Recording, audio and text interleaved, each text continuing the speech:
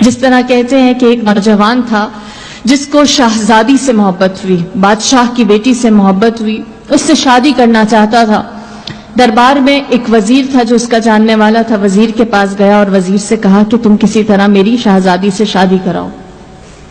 کہتے ہیں وزیر نے کہا کہ بادشاہ کو ایک داماد چاہیے، اپنی بیٹی کے لیے شوہر چاہیے ہے، لیکن اس نے شوہر کے لیے جو سٹینڈرڈ رکھا ہے وہ یہ کہ بڑا عبادت کرنے والا، مخلص، پرہیزگار ہو، دنیا کی خواہش اس کے اندر نہ ہو۔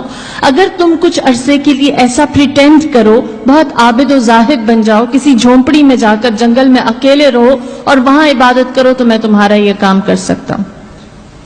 اس کو یہ آئیڈیا اچھا لگا، وہ ایک جنگل میں گیا، چھوٹی سی اس نے اپنے لیے ایک ہٹ بنایا، اس میں بیٹھ کر عبادت کرنے لگا، اور جب اس نے وہاں عبادت کرنی شروع کی اس کو مزہ آنے لگا۔ یہاں تک کہ کچھ دن نہ گزرے تھے کہ وہ وزیر بادشاہ کو لے کر اس کی جھونپڑی میں آیا۔ بادشاہ اس کی جھونپڑی کے اندر گیا، جنگل میں اس کے چھوٹے سے گھر میں، ٹوٹے ہوئے گھر میں گیا اور اس نوجوان سے ملاقات کی، باتیں کی۔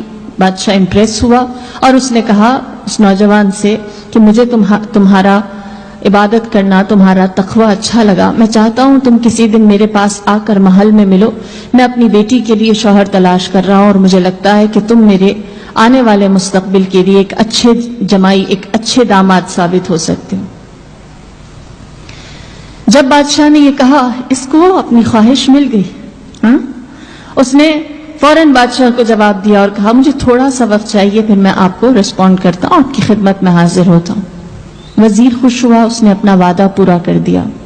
جیسے ہی بادشاہ اس جھونپڑی سے باہر نکلا ہے، پیچھے سے اس نوجوان نے اپنا ساز و سامان، اپنا بوریا بستر سمیٹا اور کسی ایسی جگہ چلا گیا جہاں اس کی کسی کو خبر نہ ہوئی، گم، لاپتہ، کسی کو علم نہ تھا وہ کہاں گیا، کیا ہوا۔ وزیر حیران ہوا کہ اس نے خواہش کی تھی، اس نے چاہا تھا اور میں بادشاہ کو ادھر لے کر گیا، پھر بھی وہ نہ ہوا۔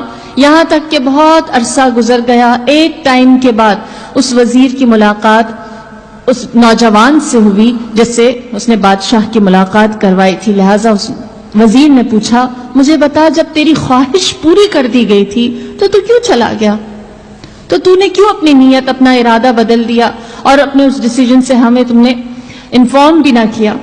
اس نوجوان نے کہا جب بادشاہ میرے پاس آیا میرے اس جنگل کے چھوٹے سے جھونپڑے میں اور اس نے وہ بات کہی جو میں سننا چاہتا تھا، تو اس وقت میں نے اپنے آپ سے سوال کیا، اتنی عبادت کی تو بادشاہ چل کر تمہارے جھونپڑے میں آ گیا، ایک آرزو، ایک خواہش کے پیچھے، اگر میں اپنے رب کے لیے عبادت کروں تو کیا میرے دل میں میرا رب نہیں آ سکتا؟ تو کیوں نہ میں اپنی آرزو کو ایک دنیاوی چیز سے بدل کر صحیح درست طرف لے آؤں اور اس چیز کی خواہش کروں جو میرے لیے واقعی فائدہ مند ہے۔ لہٰذا میں نے اپنی اس خواہش کو چھوڑا اور کہا میرے اس جھونپڑے جیسے دل میں میں اللہ کو بلاتا ہوں۔ تو یہ آرزو کا فرق ہے، یہ خواہش کا فرق ہے۔